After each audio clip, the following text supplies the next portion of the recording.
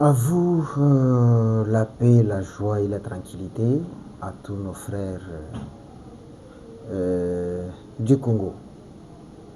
Tupusani encore la moment où yebi sebin makambo ebele, c'est bien qu'on news votre chaîne. Nakanisi te yoso s'abonna déjà depuis kala. Au partage à Congo, au tchaka ba j'aime. Et kozala malamu mingi. Pote tole kana koloba. Sujet ya lelo. Tozali koloba na makambo etali ya Uvira. Tuuti kozwa ba information. Tuuti kozwa ba information. Na lingi olanda ba information na bien. Toye koyeba sikoyo pourquoi bafongolelaki M23 nzela. Landanga bien. Wana liboso eloko tokolobela. Ya mibale tokolobela adresse ya chef de l'État, bien, partage ya chef de l'État avec les jeunes congolais. Ndelo kwa mibale tokolobela. Mais to bandanano na oyo situation ya shit ya Uvira. Congolais, Congolaises, toyo koyebisa bino sikoyo ba vérité. Je pense que nayebisaka bino que après la signature président ya Burundi azwaka parole pona koloba boye. Abi Kagame, c'est bien de signer les accords, mais c'est mieux de les respecter. Retenez ces mots-là. Après, il ajoute, nous connaissons ta malice. Nous connaissons ta malice. C'est-à-dire, Ayebaki qu'il ne va pas respecter. Mais c'était un piège. La chute d'Uvira. Retenez ça. C'était un piège. Et ce piège, c'était quelque chose de monté entre Félix et le président burundais, Ndayishimiye. Avant ya koloba yango nano, est-ce qu'on s'abonne? Est-ce que vous partagez l'émission? Est-ce que vous likez l'émission? Est-ce que vous j'aime la Bianco News 07? Je vais vous révéler. La chute d'Uvira, c'était un piège tendu par Félix et Ndayishimiye. Rappelez-vous que les militaires burundais, comprendre le Congo. Les militaires burundais étaient au Congo avec les armes. Mais qu'est-ce qui a fait que les militaires burundais babunda Naba M23 AFCT? Parce qu'on a ouvert, il n'y a pas eu confrontation. Même M23 que non, les militaires burundais se sont retirés. Et les militaires FARDC se sont retirés. Donc ça c'est pendant qu'il y a toi. C'est-à-dire qu'on a bâtir il y a sommation. Mais il n'y a pas eu confrontation. Mais alors que Uvira est frontalier la Burundi. Mais pourquoi ces militaires se sont retirés sans combattre? Landa siko bien. Les militaires burundais se sont retirés avec les mots d'ordre venant et Panabango. Vous se retirez. Les militaires congolais se sont retirés avec un mot d'ordre. Vous se retirez.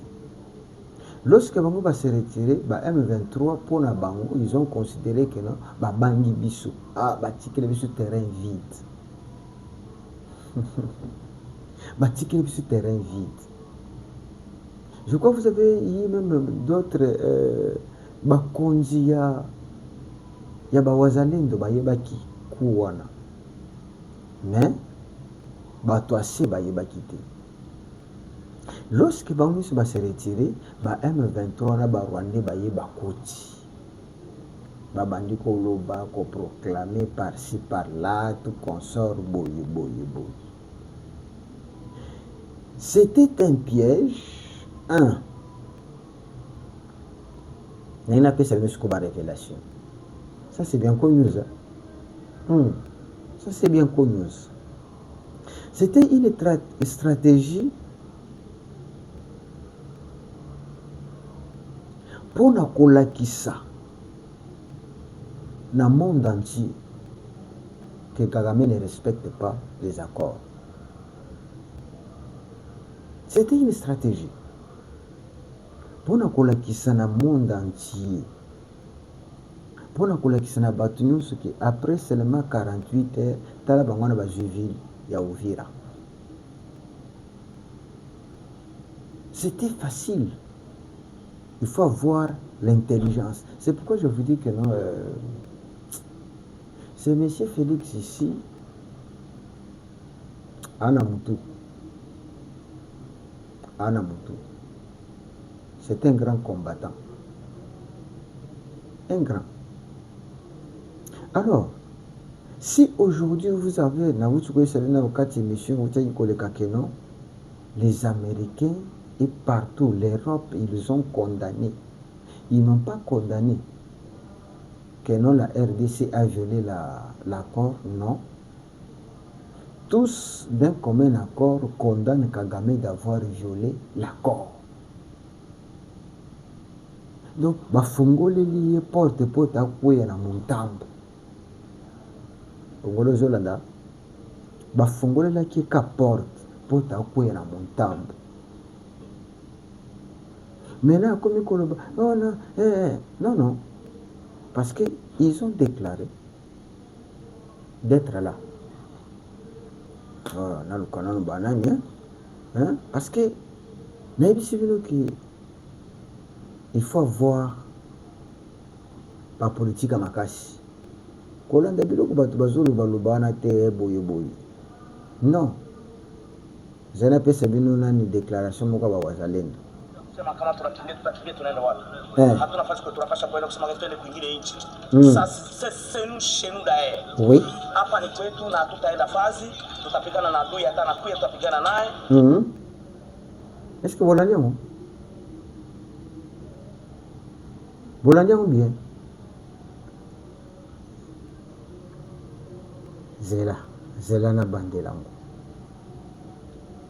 Na M23 jusqu'à notre sacrifice suprême.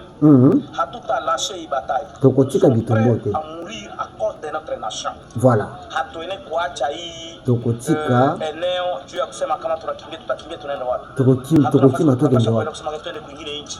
Sasa c'est chez nous d'ailleurs. Hapa ni kwetu na tutaenda fazi, tutapigana na adui hata na kuya tutapigana naye. Tokombetana na Munguna. Est-ce que vous comprenez? Donc les Wazalendo, ils ont tendu un piège au Rwanda et M23. Baïsi bino ke tokobundana bango tina suka. Oeza pays na biso, oeza mabele na biso. Bi tokokima tokende wapi. Donc c'était un moyen pour que baleka na kolakisa na monde entier qui batu oyo to Kagame ne respecte pas les accords. Bafongole liye porte. Ye tang bafongole porte abiale awa ifona kota ifona la kisabango eboyi. Mais eloko mona tu na bande kwa nanga na nanga na ba Congolais nyonso baza kuna. Pandeko na uti komona video moko ba Rwandais bazo sepela na shit ya Uvira. Batu bakayi ko sepela na shit ya Uvira. Ce sont ces peuples dont Nani Nangazo Bagazo libéré, non? Mais comment expliquer que la ville les Oko et la ville la RDC, mais Batmazo c'est les Rwandais? Ce qui veut dire que là-bas c'est un mouvement rwandais. Ceux qui sont congolais, bazam prisonniers, mais c'est que les Rwandais sont allés se pélater au village Zoukou. Mais non, ce sont des Rwandais. Bazo yembana qui balangue na bangwana. Ceux qui rwandophone na bangwana. Bazo bina ha Uvira tozui Uvira. Oh. Menanga yebisa biso nano bino ba tunyoso boza kuna na ba Frank Djongo. Donc, Uvira tombe, ce sont des Rwandais qui sont contents, qui dansent, qui célèbrent. Au juste, vous êtes des Rwandais tous alors. Est-ce que vous comprenez? Donc c'était un moyen, il y a qu'exposer Kagame devant les instances internationales. C'est pourquoi Zomona Keno, ONU, Conseil de sécurité Basangani, ils ont condamné clairement Kagame et le Rwanda, pas le Congo. Conseil de sécurité et Sangani, ils n'ont pas condamné la RDC. Les Américains n'ont pas condamné la RDC. Ils ont condamné Kagame au Mouta joué na bango. Donc, à Sakani les bango. Ah ouais. Maintenant, sachez que ça une attaque qui s'est préparée. D'abord, la minute, l'élo. Bawazalendo bazobuka bapon nyons. Bapon nyons zobukana. Pourquoi? Parce qu'il ne fallait pas que les Rwandais bazonjara kokimela. Pour bakota ki na bakar na bangoji. Baleki bapon ba traverser. Maintenant tous ces ponts là, il faut que buka yango. Bango siko batikala au centre. Comment est planifiée l'attaque? L'attaque est kouta na Burundi, et kouta na FARDC, et kouta na Wazalendo. Na yebisi bino ke il y aura tragédie moko kosakanate. Et ça sera, je pense, pour la première fois, Rwandais va comprendre que non, ces gens-là sont bizarres. Ils nous ont massacrés. Au moins, ils ont une piège. Les stratégies pour nous préparer l'attaque. Kokotsa bango na kati. Pour te total à ce renfort que vous avez. Parce que renfort que vous avez na banzela. Yata mboya bakuti ba pont et bukana. Bakokate. Donc voilà les deux stratégies. Première stratégie, c'était pour nous kokotsa bango et après quoi attaquer bango. Deuxième stratégie, et ça pour nous kolakisa au monde entier que les messieurs ne respectent pas les accords malgré qu'il a signé. Le président burundais avait déjà signalé pour nous dire que non, yo, toyebi, mayele babe na yo. Oko signé awa, mais lorsqu'on kende kuna, tu ne vas pas appliquer ça. Toyebi yo. Donc, Congolais à la kimia, yebete makambozo tambola. Toko kende na bango ndenge Félix Abisabino que non, ça doit être la dernière. Ça doit être la dernière. On ne peut pas accepter d'être marginalisé par un petit pays pour toujours. Non. Mais pour le moment, toujours tika na bango, toujours tala, toujours ma stratégie est belée. Hein? Toyebi ndenge bitumba ezokende, toyebi ndenge makambo ezokende. Parce que, en tout cas, mais soyez sûr que les choses ne soyez pas découragés. Tous, on s'était découragés. Mais par rapport, on a dit, découragement, et années politiques na bango. bautilisaka politique wana po te badécourage biso tolemba todéclare forfait. Non, makambo kodéclare forfait eza te. Boya tobunda, boya tobetana, boya tobunda. Mibali bazali awa ndenge bango mpe baza mibali, tokopotana tokobomana, bo comprendre. Mais conscience congolaise, ce ne sont pas nos soldats. Donc, si la RDC attaque le Rwanda, elle devient l'agresseur aux yeux de la communauté internationale. Voilà la stratégie. Kigali frappe sans jamais signer son crime. Pourquoi Kagame ne peut pas arrêter? L'Est du Congo est devenu le poumon économique du Rwanda. Coltan, or, cassitérite, cobalt. Le Rwanda exporte des minerais qu'il ne possède pas. Voilà. Kagame a bâti son modèle économique sur l'exploitation directe et indirecte des richesses congolaises. Voilà. Arrêter, c'est ruiner le Rwanda. C'est ruiner le Kigali Rwanda. Ne peut donc pas stopper. Et la RDC ne peut pas tout perdre dans une guerre totale. Voilà. C'est un piège économique parfaitement équilibré. SN, 4 litres avantage diplomatique du Rwanda. Une vérité que Kinshasa connaît. Le Rwanda est le petit pays africain le plus soutenu par l'Occident. Kagame est considéré comme un partenaire militaire fiable, un allié contre le terrorisme, un acteur clé au Mozambique. Vous comprenez? Je vous ai toujours dit que Kagame ou bien le Rwanda est nul sans la RDC. Ils sont nuls.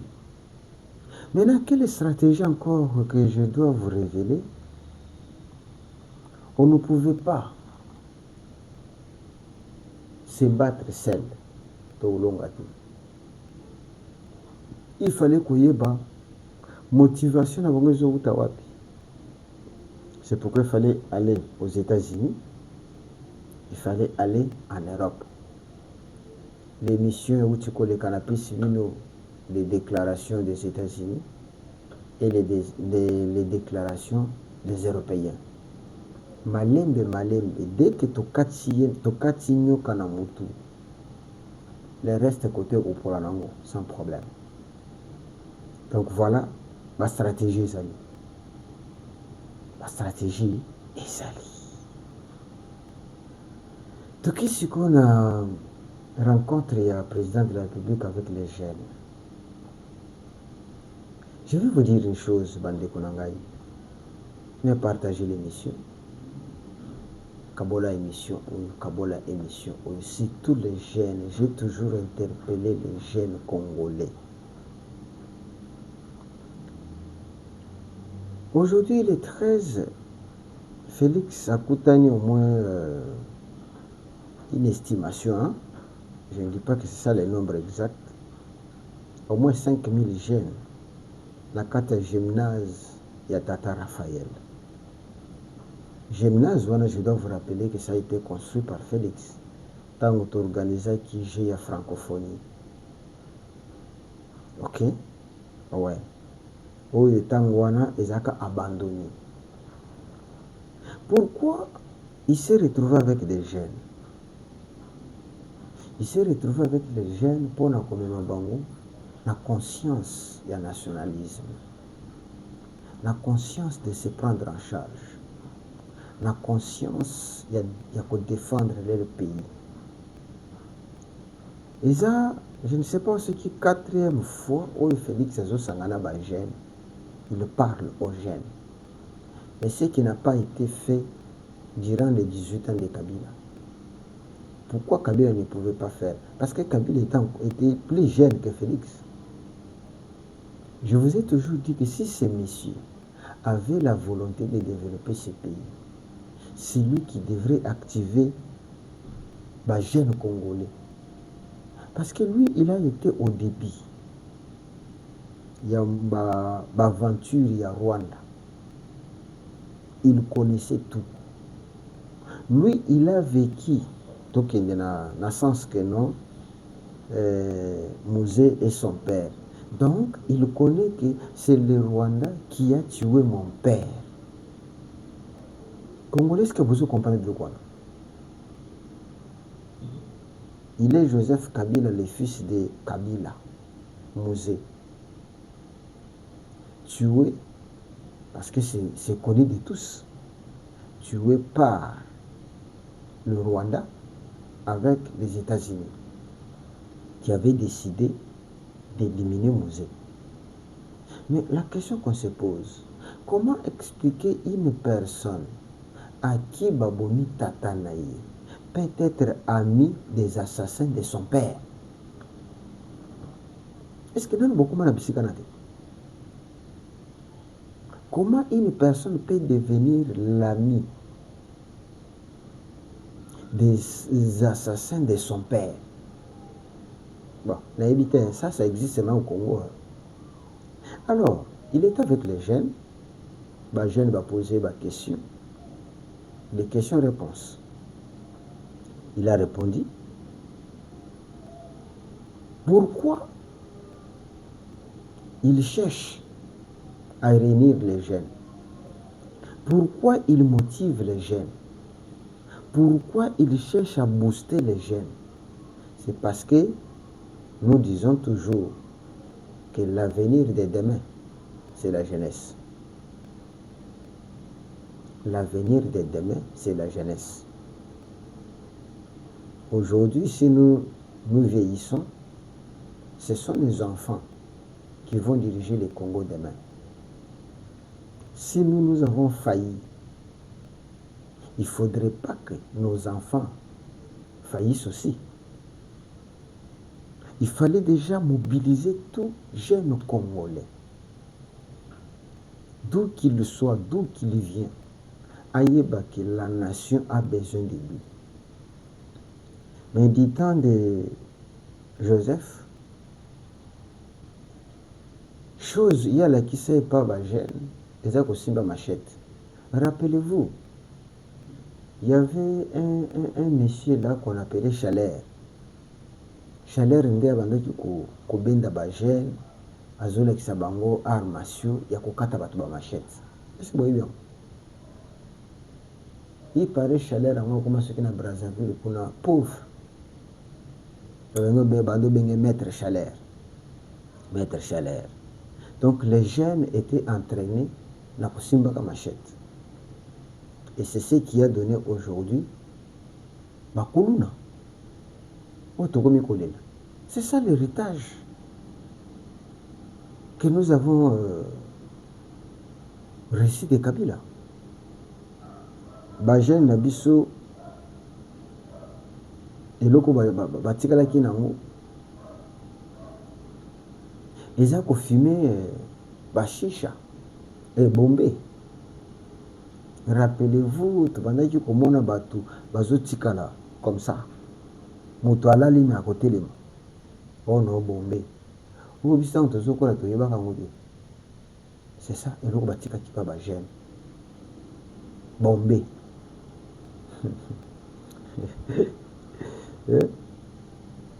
Bombé. Ndelo ya bongo lo ba batikala ki wana. Lelo ko musuba tikala bongo ni supu na tolo.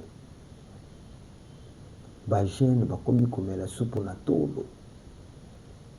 Alors que biloko wana tango tozokola toyebaki ke eza biloko ya bampaka batata. Ba jeune bakomi kaka donc batumbaku. Puisque tu vas kola tumbaku ezaki ya ba mama mikolo na ba papa mikolo. Nde loko Kabila tikelaki ba jeune. Mwasi na ye mwasi wana pendanga na ye ba te soki eza nini. Ye abandaki kokende kaka akei na bilanga akangisi bafoto abuka pondu. Akei na bilanga akamati soki babenga wana soki bassin ya pondu to ya manyoko atie na mutu akei kotia na mai bino ta mbota ndenge wana vraiment mama waro soki mutu akufeli akei aye afandi na etoko atie loboko mo aza na mawa aza na komikitisa nzoka nde bajoue na bino. akokende na ndako moko boya komi wana zwi mwana memi bino bolobi mama mokonzi asimbi mwana salite. Mais ntango tozwi Denise Nyakero ye azozwa bana soki obimi na 80% au-delà okoki kotanga na poto apai biso nakende kozwa mayele ozonga otravaille na Kinshasa. Bomoni moto azwa na vision eza na bana bazotanga na université sans payer les minerval. Mobali na ye atili biso gratuité de l'enseignement. Donc allez-y comprendre na oyo azwa kokangisa bafoto na mama moko boafani na ndako na ye ya mbandi. Bokangi bafoto bozwi baimage et après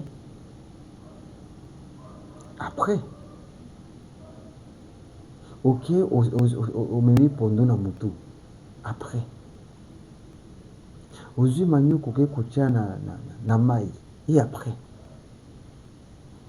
voyez qu'il y a toujours une différence. Tandis que Denise azoluka balit ya lobby bano babotama na mayele na mutu a permettre bango bakende kokolisa mayele mpona Congo. Mais mosusu abandi olakisa biso pondu na manyoko na mbala. Bamisusu balakisi bagene comment tenir des machines, comment komela bombe. Après bino bolobi ke no en tout cas soki nayokaka bato balobake no azonga etianga pasi. Félix en démarrant avec les jeunes aleli eloko moko alobi eza jeune moko atunaki question alobi civisme na Congo eza lisusu te. Civisme eza te, c'est ça la vérité. Nous le voyons. Nationalisme eza lisusu te. Ou bien des patriotes baza te. Bakomi mokie. Tous ceux qui sont derrière les Rwandais là, comme on a fait un exemple à Paloukou, qu'on a tué. Ce sont des gens qui devraient être des nationalistes, défendre leur nation. Mais aujourd'hui, ces gens, parce que Balaka qui est poste, ils se retrouvent avec les M23. Mais Belém, ce sont les M23. Bazakuna parce que Balingi Congo. Non, Bazakuna parce que yo comme colonel, yo comme général. Yo comme DG, yo kozwa poste na place bout. C'est pourquoi nous avons bazakuna. Mais pour le Congo, bazate. Nationalisme est sauté. Nous devons inculquer, et le Kwame Balaye Kolobabi, nous devons inculquer le patriotisme aux jeunes. Nous devons inculquer le patriotisme aux jeunes. On disait que le commissaire toi na bon nasota qui Yamibale a lobby. Les Congolais, ils sont devenus tellement corruptibles et détournements na ndenga kosakana te. Zoka mbongo pesa Congolais que no bongisa venir songolo. Akomi wana akamati mwa mabanga tie likolo azwi mwa zelo atie likolo azwi nani mwa goudron abambi likolo neti kaka azotia peinture. Banzela bandosala biso na ntango ya Kabila ezalaki banzela te, ezalaki mwa zelo batie mwa kayas bazwi peinture ya goudron batie likolo. C'est ça ce qu'étaient les Congolais. Eh bien, ce qu'est les Congolais aujourd'hui. Je ne sais pas tout la période où tout va se faire dès qu'à Zumbongo à l'État, abandonné pour raisonner à visa, abandonné pour raisonner à passeport. dès qu'à eu passeport, à eu visa, Moutalimu. Pourquoi parce qu'il pas que 2 millions de dollars, bien 2 milliards à Limonaï. Et puis tant que Limouana, même la famille n'est pas acclamée, même la connaissance n'est pas sepeli, à Salim Salam Alam. Nos jeunesses congolaises ont conscience. Il n'y a personne qui va prendre la conscience pour le Congo comme vous. C'est ça. Il y a une différence toujours entre celui qui a une vision du progrès et celui qui a une vision de bloquer. Kabila ne pouvait pas faire ce genre avec les jeunes parce qu'il y a que ceux qui sont jeunes congolais, les jeunes rwandais ne réussiront pas. Savez-vous qu'il y a des jeunes rwandais qui étudient au Canada, aux États-Unis, mais avec identité congolaise? Oui. Pendant 18 ans, il y a beaucoup. Ce sont des gens qui portent les noms du Congo, mais dont dans leur intérieur, ce ne sont pas des Congolais. Vous pouvez voir le Rwanda. La majorité des gens que vous voyez ici trahir le Congo, ce sont des gens qui, peut-être, la banée 96 ou 98 ou Akenda Kotanga, il est encore jeune. Tango atangi kuna c'est un Rwandais, bapese kombo ya Kasongo, bapese kombo ya Masamba. Akomi kuna atangi pe ya Masamba, après ali baibise ke tango asisi kuna allez, akoma général na armée. C'est pourquoi vous avez ba général Masamba bazo trahir Congo. Ba général Kasongo bazo trahir Congo. Yo yebi kaza Muluba, yo yebi kaza Mongala, yo yebi kaza Congo, Nzokande, c'était Rwandais, avec les noms congolais et avec des fonctions na Congo. Voilà, que Félix a réuni les jeunes qui ont représenté tous les jeunes congolais. Et à la Kibango, parce qu'il n'y avait pas beaucoup de temps, à la Kibango Kenon, au début de l'année 2026, à Koutansuna Bajen, parce qu'il y a des réunions de sécurité qu'il devrait encore tenir aujourd'hui. C'est pourquoi il ne pouvait pas prendre beaucoup de temps. Donc, likez l'émission, partagez l'émission, prenez conscience, engagez-vous pour sauver la RDC. Ciao, bye, je vous aime beaucoup.